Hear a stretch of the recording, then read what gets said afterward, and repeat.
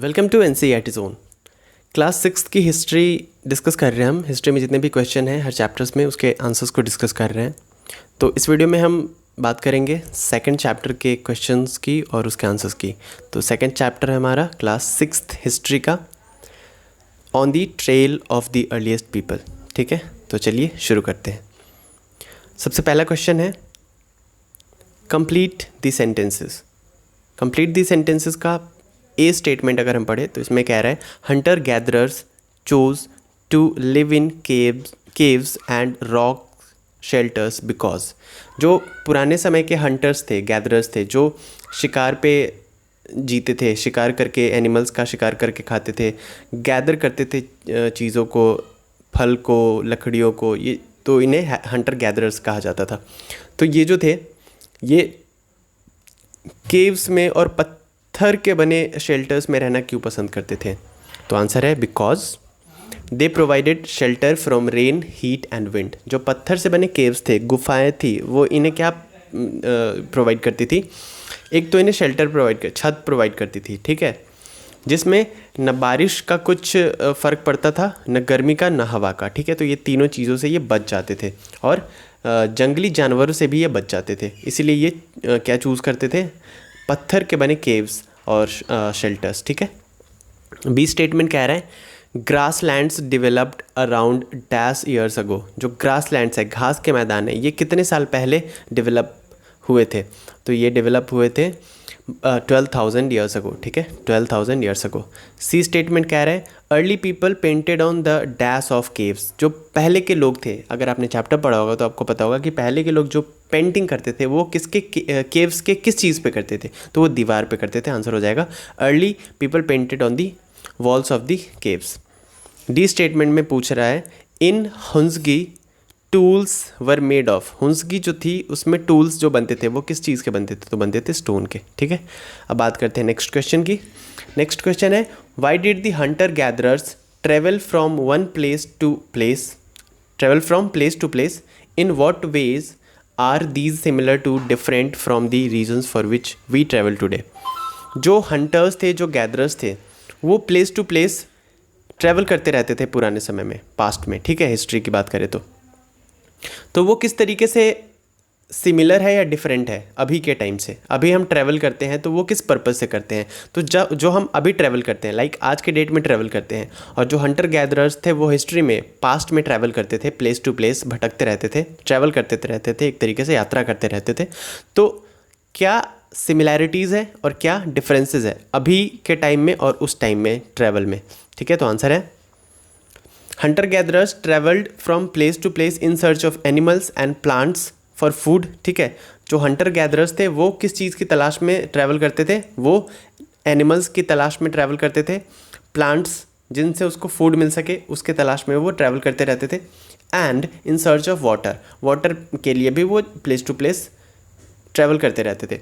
देखिए, बात यह है कि हर किसी एक जगह पे पूरे साल पानी होना ज़रूरी नहीं है, क्योंकि सीज़न चेंज होता रहता है। ठीक है, तो जिस सीज़न में जहाँ पे उन्हें पानी मिल जाता था वो अपना डेरा वहीं पे डाल देते थे, यानी कि वो वहीं पे रह जाते थे जब तक वहाँ पे उनको सब कुछ मिलता रहता था, फूड हो या वाटर हो, जब तक उन्हें मिलता रहता था वो वहाँ पे रहते थे। जब वहाँ से वो चीज़ें ख़त्म हो जाती थी तो वो दूसरे जगह पे मूव कर जाते थे, इसलिए वो प्लेस टू प्लेस ट्रैवल करते रहते थे। ठीक है, किस लिए?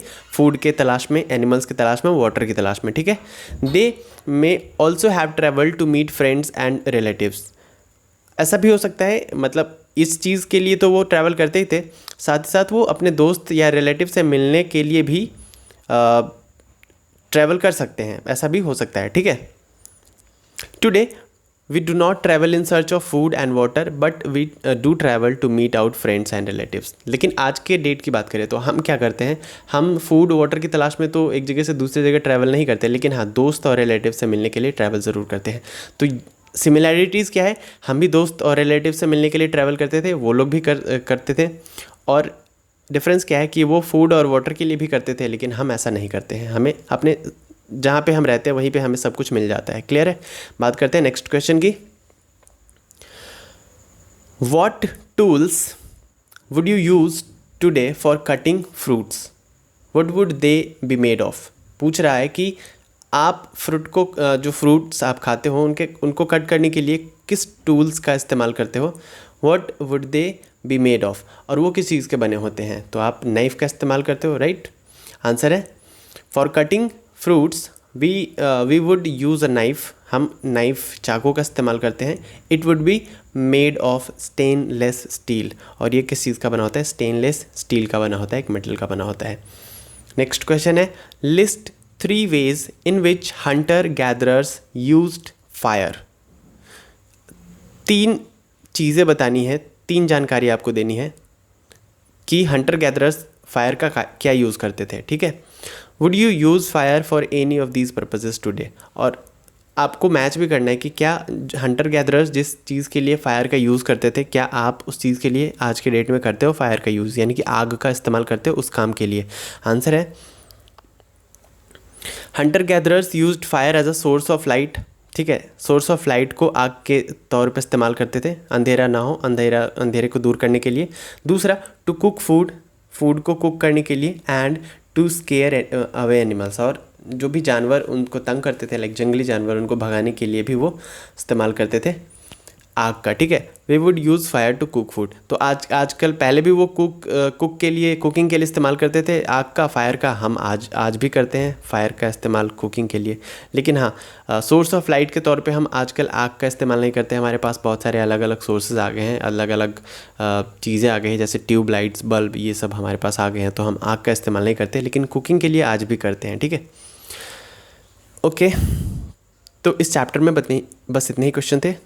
ये वीडियो देखने के लिए थैंक यू वेरी मच। अगर आपने अभी तक NCERT ज़ोन को सब्सक्राइब नहीं किया है तो कर दीजिए इसको सब्सक्राइब, और वीडियो को लाइक करिए, शेयर करिए, कमेंट करके बताइए कैसा लगा आपको वीडियो। साथ ही आप हमें फॉलो कर सकते हो इंस्टाग्राम पे, फेसबुक पे हमारा पेज है NCERT ज़ोन के नाम से, उसको भी लाइक कर सकते हो। अगर आप इस पर्टिकुलर वीडियो की PDF फाइल डाउनलोड करना चाहते हो तो इस वीडियो के डिस्क्रिप्शन बॉक्स में मैंने लिंक दे दिया है, आप वहाँ पर जाके डाउनलोड कर सकते हो। मिलते हैं नेक्स्ट वीडियो में। Till then stay home, stay safe.